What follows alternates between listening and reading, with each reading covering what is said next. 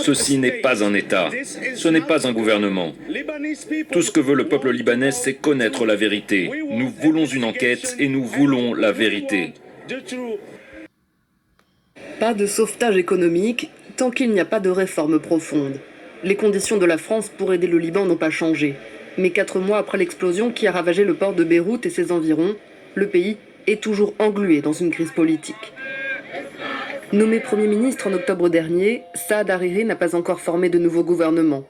25 personnes ont été arrêtées, mais l'enquête sur l'explosion reste au point mort. La défiance des Libanais envers leurs dirigeants ne fait qu'augmenter. Ceci n'est pas un État, ce n'est pas un gouvernement. Tout ce que veut le peuple libanais, c'est connaître la vérité. Nous voulons une enquête et nous voulons la vérité. Depuis plus d'1 an, le Liban est plongé dans une grave crise économique et politique. Dans un rapport publié mardi, la Banque mondiale évoque même une dépression grave et délibérée.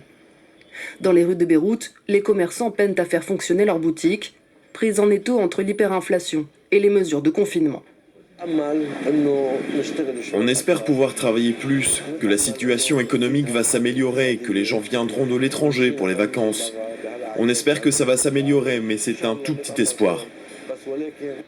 Pour débloquer l'aide financière, les donateurs du Liban exigent notamment un audit de la Banque centrale libanaise. Mais la BDL, dont les pratiques font polémique, refuse toujours catégoriquement de dévoiler ses comptes. Ceci n'est pas un État, ce n'est pas un gouvernement. Tout ce que veut le peuple libanais, c'est connaître la vérité. Nous voulons une enquête et nous voulons la vérité.